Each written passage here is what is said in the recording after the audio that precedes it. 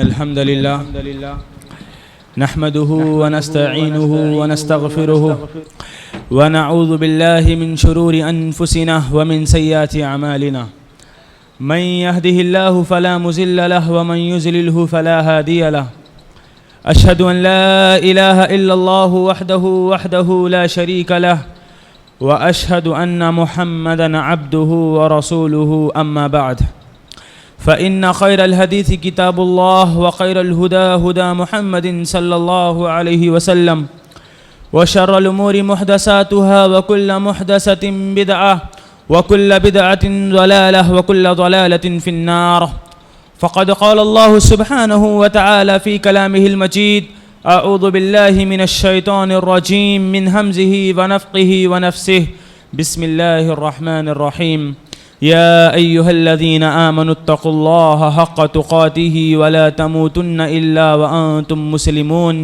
يا أيها الناس اتقوا ربكم الذي خلقكم من نفس واحدة وخلق منها زوجها وبث منهما رجالا كثيرا ونساء واتقوا الله الذي تساءلون به والأرحام إن الله كان عليكم رقيبا يا أيها الذين آمنوا اتقوا الله وقولوا قولا سديدا يصلح لكم أعمالكم ويغفر لكم ذنوبكم ومن يطع الله رسوله فقد فاز فوزا عظيما وقال الله سبحانه وتعالى في موضع آخر قل إن كنتم تحبون الله فاتبعوني يحببكم الله وقال النبي صلى الله عليه وسلم لا يؤمن أحدكم حتى أكون أحب إليه من والده وولده والناس أجمعين رواہ البخاری۔ ہر قسم کی تعریف، توصیف، کبریائی، بڑائی، بزرگی اس ایک اللہ کے لیے لائق اور سزاوار ہے جس کے علاوہ ہرگز کسی اور کی عبادت نہیں کی جا سکتی۔ تعریف ہے اس اللہ کے لیے جس کی تعریف سارے نبیوں نے کی ہے، تعریف ہے اس اللہ کی جس کی تعریف سارے صحابہ نے کی ہے، تعریف ہے اس اللہ کی جس کی تعریف سارے چرند پرند اور حیوانات کرتے ہیں، تعریف ہے اس اللہ کی جس کی تعریف ساری انسانیت کرتی ہے۔ سبحان اللہ و بحمدہ سبحان اللہ العظیم۔ بعدہ درود و سلام کا نزول ہو اللہ کے تمام نبیوں پر، بالخصوص میرے اور آپ کے آخری نبی، کائنات کے سردار، امام الانبیاء، سید المرسلین، خاتم النبیین، شافی محشر و ساقی کوثر، محمد ابن عبداللہ صلی اللہ علیہ وسلم پر اللہم صلی وسلم وبارک علی نبینا محمد صلی اللہ علیہ وسلم۔ معزز حاضرین، میں اور آپ بخوبی جانتے ہیں، میں اور آپ جس مبارک مہینے میں سانس لے رہے ہیں یہ وہ مبارک اور عظیم ترین مہینہ ہے جس مہینے میں اس روئے سرزمین پر ایک ایسی شخصیت پیدا ہوئی جسے دنیا محمد رسول اللہ صلی اللہ علیہ وسلم کہتی ہے۔ وہ نبی صلی اللہ علیہ وسلم کی ولادت کا یہ وہ مبارک مہینہ ہے، یہ اللہ کا بہت بڑا احسان ہے۔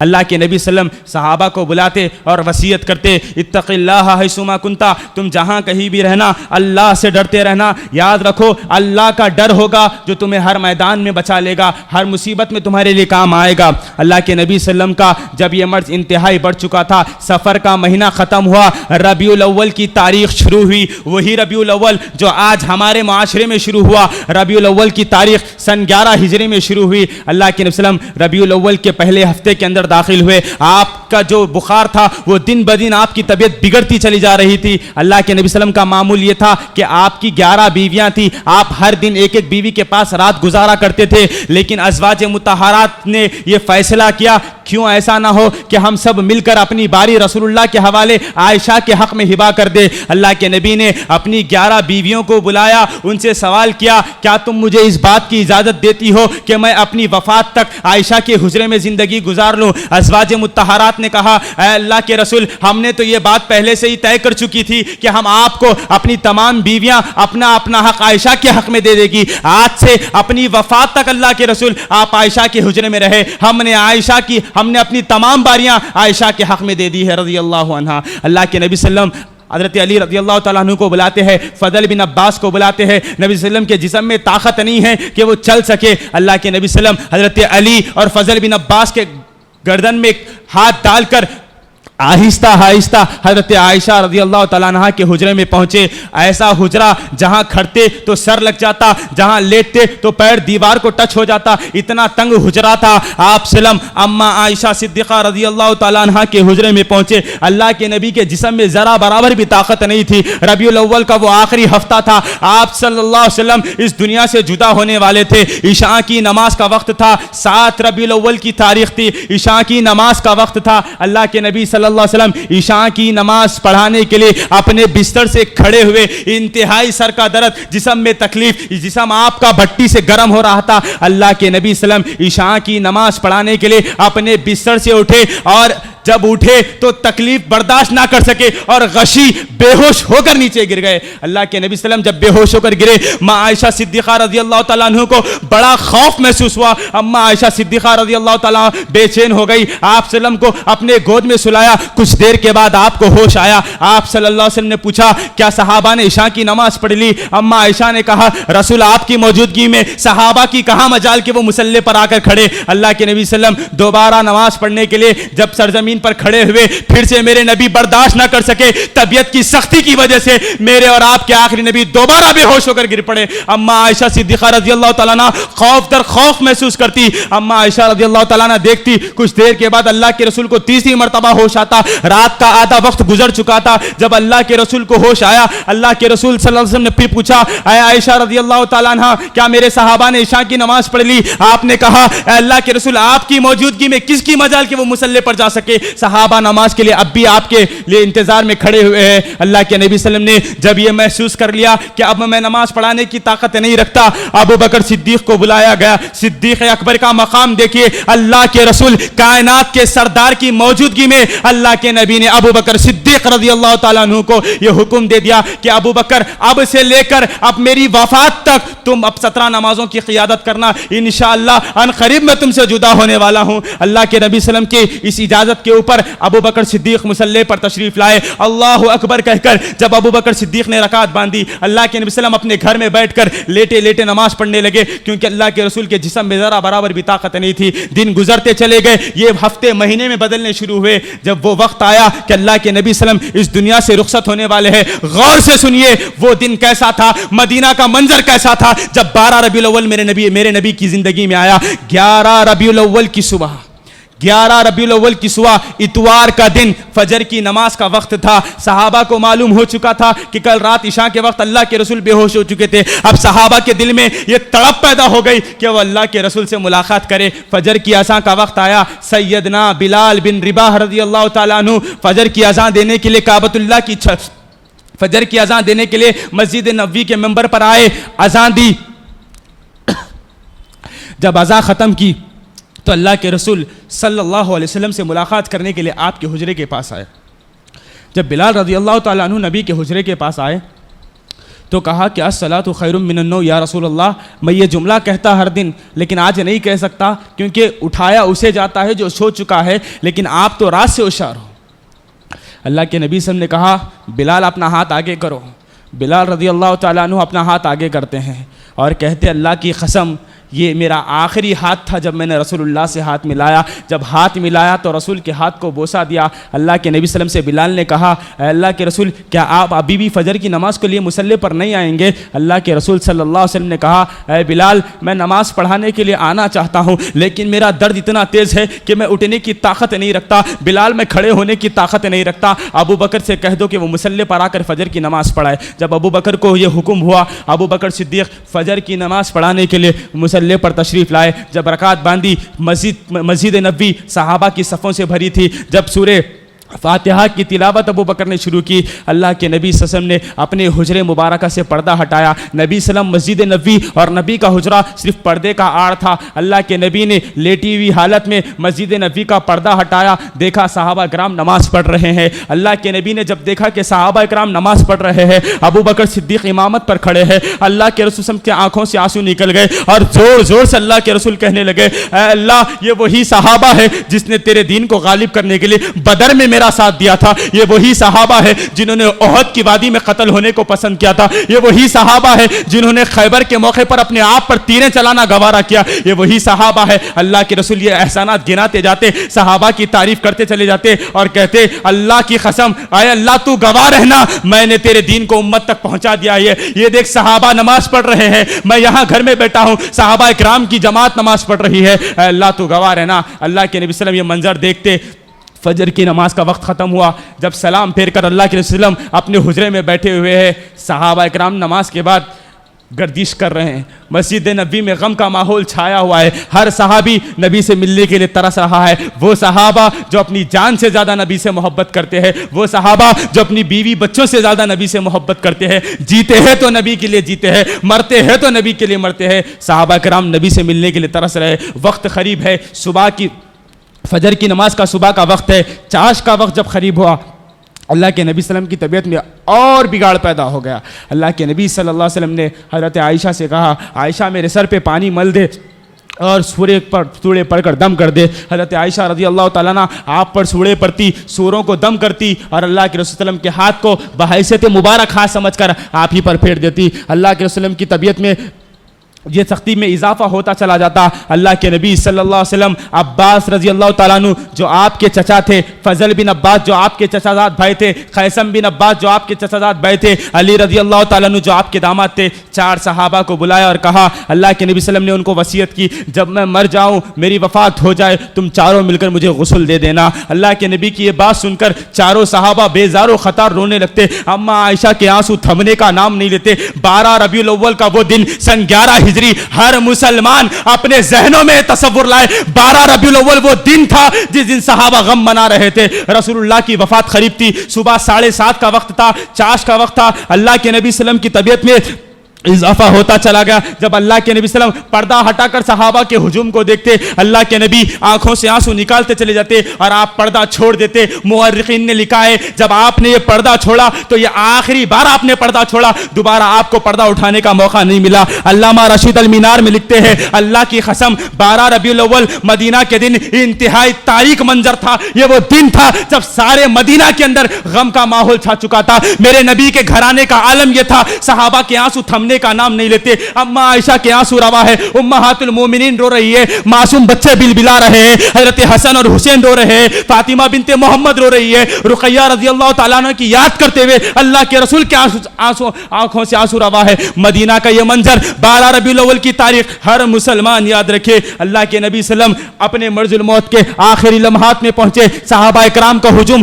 آپ سے ملنے کے لیے گھر میں داخل ہوتا. عبد الرحمن بن ابی بکر صدیق آپ کے گھر میں داخل ہوتے. وہ مسواک کر رہے تھے, نبی مرض الموت میں ہے, دیکھا کہ مسواک کرنے کا ارادہ ہوا, حضرت عائشہ کو اشارہ کیا. حضرت عائشہ آپ کا اشارہ سمجھ گئی. اللہ کے نبی صلی اللہ علیہ وسلم نے حضرت عائشہ رضی اللہ تعالیٰ نے اللہ کے نبی کا مسواک اٹھایا, اپنے دانتوں سے چبا کر اس کو نرم کیا اور اللہ کے نبی کے منہ میں رکھ دیا. اما عائشہ صدیقہ کہتی ہے اللہ نے عائشہ پر یہ احسان کیا ہے جب نبی میرا اس دنیا سے رخصت ہو رہا تھا, کائنات کا عظیم شوہر محمد الرسول اللہ صلی اللہ علیہ وسلم جب جدا ہو رہے تھے, اللہ نے مجھ پر یہ احسان کیا کہ نبی نے آخری مرتبہ جو منہ میں ڈالا وہ میرا تھوک تھا. جب میں نے مسواک کو اپنے تھوک سے چبایا, اللہ کے رسول نے محبت میں اسی مسواک کو لے کر لگڑا. اللہ کے نبی صلی اللہ علیہ وسلم جب مسواک سے فارغ ہوئے, اما عائشہ صدیقہ رضی اللہ تعالیٰ عنہ کے گود میں لیٹے ہیں. حضرت عائشہ کا سینہ ہے, نبی کا سر ہے, وفات کا دن ہے, صحابہ میں غم کا ماحول ہے. چاش کا وقت بڑھتے بڑھتے 9 یا 9:30 کا وقت آیا.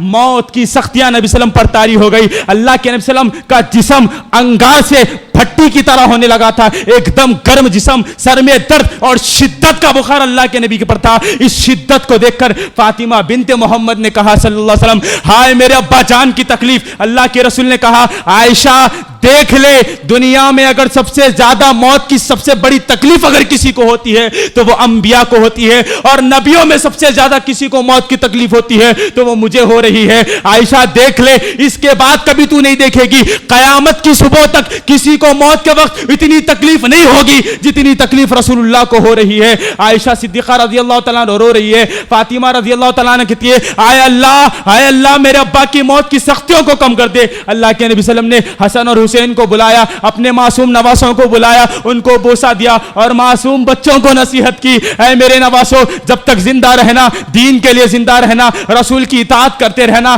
اللہ کی اتباع کرتے رہنا. اللہ کے نبی صحابہ کو وصیت کرتے, ازواج مطہرات کو وصیت کرتے. وہ آخری لمحہ تھا, 10:30 بجے کا وقت تھا, رسول اللہ کی جان جانے والی تھی. فاطمہ کو نصیحت کرنے کے بعد اللہ کے نبی نے فضل بن عباس سے گلے ملے, حضرت علی سے آپ نے گلے ملا اور نصیحت کرتے گئے. بار بار میرے نبی نے یہی وصیت کی کہ اللہ سے ڈرتے رہنا. جب آپ سلم کا وقت انتہائی قریب آ چکا تھا, آپ سلم اپنے ہونٹ ہلا رہے تھے. اما عائشہ صدیقہ رضی اللہ تعالیٰ عنہ کہتی ہے میرے حبیب ہونٹ ہلا رہے تھے, موت کا آخری وقت تھا.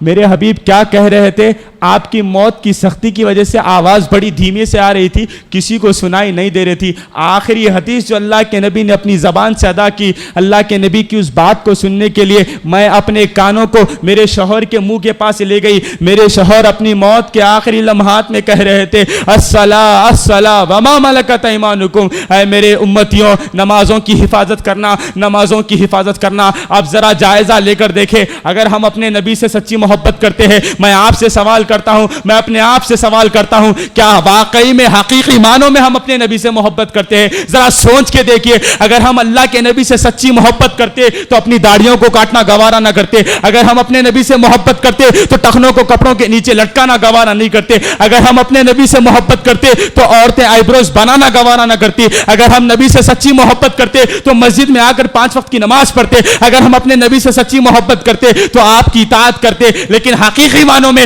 ہم نبی سے ویسی محبت نہیں کرتے جیسی کرنے کا آپ کا حق تھا. ایسی محبت نہیں کرتے جیسی صحابہ کرام نے نبی سے محبت کی تھی. مرج الموت کا وقت ہے. اب موت کا فرشتہ جبرائیل علیہ السلام کے ساتھ آپ کے گھر میں داخل ہوا. ملک الموت نے آپ سے اجازت طلب کی. اللہ کے نبی نے ملک الموت کو اندر آنے کی اجازت دی. واحد اللہ کے نبی وہ نبی ہے, اللہ کے نبی صلی اللہ علیہ وسلم سے اجازت لی گئی, ورنہ موت کا فرشتہ روح نکالنے کے لیے کسی سے اجازت نہیں لیتا. لیکن جب اللہ کے رسول کے پاس آیا, اجازت طلب کرتا ہے, اللہ کے رسول اسے اپنے گھر میں آنے کی اجازت دیتے ہیں. اما عائشہ سے کہتے ہیں بازو ہٹ جاؤ, مہمان گھر میں آ رہے ہیں. عائشہ نے پوچھا اللہ کے رسول کون آ رہا ہے؟ کہا ملک الموت آ رہے ہیں, جبرائیل آ رہے ہیں. اما عائشہ صدیقہ کے آنسو بہ رہے ہیں. ملک الموت جبرائیل کے ساتھ گھر میں داخل ہوئے. ملک الموت نے آپ کو سلام کیا اور کہا اے اللہ کے نبی صلی اللہ علیہ وسلم. تاریخ ابن ہشام میں اللہ کے نبی کے اس واقعے کو تاریخ ابن ہشام میں ذکر کیا گیا. مولانا ابو اسحاق رحمہ اللہ لکھتے ہیں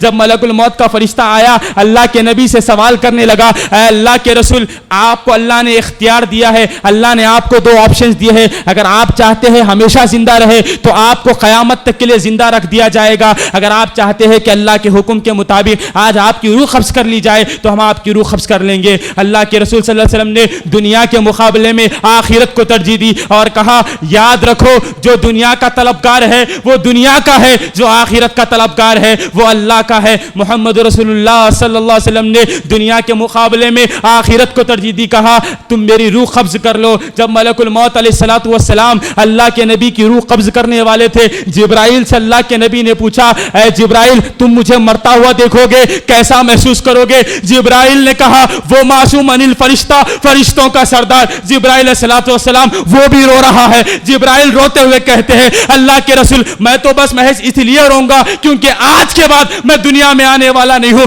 وحی کا سلسلہ منقطع کر دیا گیا ہے. اللہ کا پیغام جو 23 سال سے آپ کے پاس لے کر آ رہا تھا اب لانے والا نہیں ہوں کیونکہ آپ کے بعد کوئی نبی آنے والا نہیں ہے. جبرائیل علیہ السلام کے آنکھوں سے آنسو جاری ہے. ازواج مطہرات رو رہی ہے. صحابہ کرام کا مجموعہ رو رہا ہے. اللہ کے نبی صلی اللہ علیہ وسلم اب دعا کر رہے ہیں, وہ دعا کر رہے ہیں. اما عائشہ صدیقہ کہتی ہے اللہ کے نبی نے جب نماز کی وصیت کر دی تو کہا اپنی انگلی کو آسمان کی طرف اٹھایا اور کہنے لگے اللہم رفیق الاعلیٰ، اے اللہ مجھے رفیق اعلیٰ میں داخل کر دے، اے اللہ مجھے قیامت کے دن اٹھانا تو صدیقین کے ساتھ اٹھانا، شہداء کے ساتھ اٹھانا، صالحین کے ساتھ اٹھانا، ائمہ کے ساتھ اٹھانا، نیکوکاروں کے ساتھ اٹھانا۔ اللہ کے نبی دعا کرتے، اما عائشہ صدیقہ کہتی ہے جبرائیل سامنے کھڑے تھے، ملک الموت اللہ کے حکم سے نبی وسلم کی روح قبض کر رہے تھے۔ وہ وقت 10 سے 10:30 کے درمیان کا وقت تھا، 12 ربیع الاول کی تاریخ تھی، مدینہ کا منظر آپ کے سامنے ہے، اللہ کے رسول کی جسم سے روح نکل چکی تھی، آپ جو انگلی آسمان کی طرف اٹھا گئے تھے نیچے چھوڑ دیے، اور جو یہ انگلی چھوٹی تو اما عائشہ صدیقہ نے سمجھ لیا کہ اللہ کے رسول وفات پا چکے ہیں۔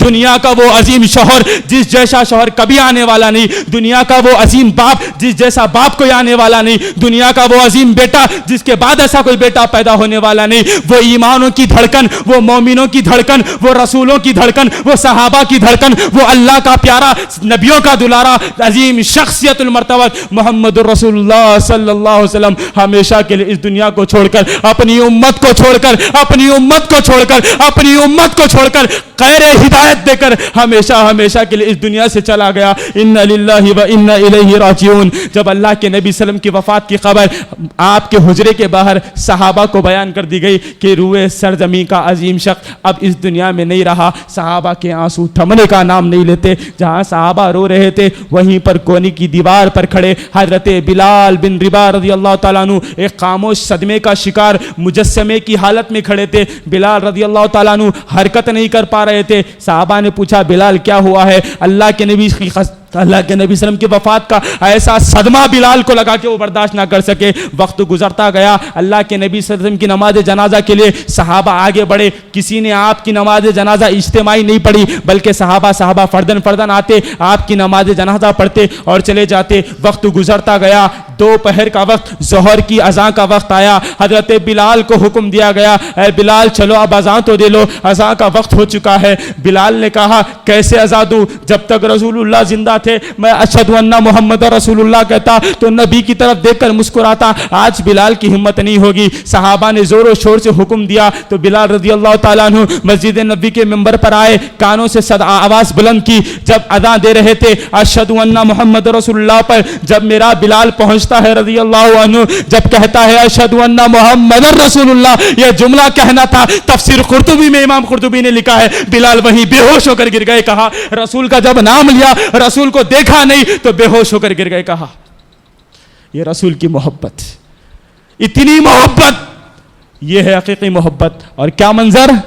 غم کا منظر ہے۔ صفیہ رضی اللہ تعالیٰ عنہ تفسیر قرطبی میں کہتی ہے کیوں روتے ہو کب روتے ہو، کیوں روتے ہو کب روتے ہو؟ ارے رونے والا آج رو لے، آج رونے کا دن ہے۔ شاعر نے کیا ہی گھٹیا شعر کہہ دیا، نثار تیری چہل پہل پہ ہزاروں عید ربیع الاول، سوائے ابلیس کے جہاں میں سبھی تو خوشیاں منا رہے ہیں۔ کس دن خوشی مناتے ہو؟ اس دن خوشی مناتے ہو جس دن عائشہ صدیقہ بیوہ ہو چکی تھی، اس دن خوشی مناتے ہو جس دن فاطمہ کے سر سے باپ کا سایہ اٹھ چکا تھا، اس دن خوشی مناتے ہو جس دن بلال بے ہوش ہو کے گر گئے تھے، ارے اس دن خوشی مناتے ہو جس دن عمر بن خطاب اپنا ہوش کھو چکے تھے، اس دن خوشی مناتے ہو جس دن صحابہ غم کے ماحول میں ڈوبے ہوئے تھے، ارے اس دن خوشی مناتے ہو جب مدینہ کے اندر تاریکی چھائی ہوئی تھی۔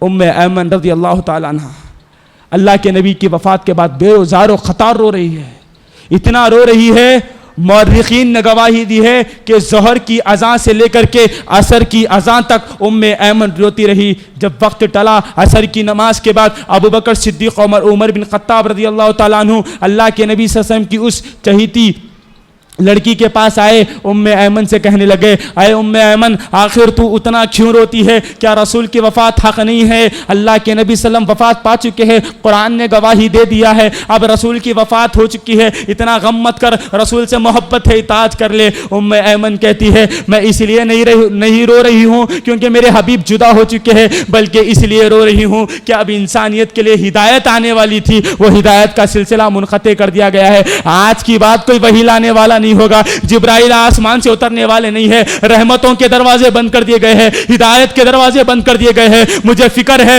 رسول کی آنے والی امت کی فکر ہے, وہ جہالت کے اندر زندگی گزارے گی. مجھے ڈر ہے کہ رسول کی امت رسول کی نافرمانی نہ کر دے, رسول کی امت رسول کی سنتوں کو نہ چھوڑ دے, کیونکہ وحی کا سلسلہ منقطع کر دیا گیا ہے. اب جبرائیل علیہ السلام آنے والے نہیں ہے, رسول کے بعد کوئی رسول آنے والا نہیں ہے. اللہ کی قسم اب مجھے ڈر ہے کہ امت بگڑ نہ جائے.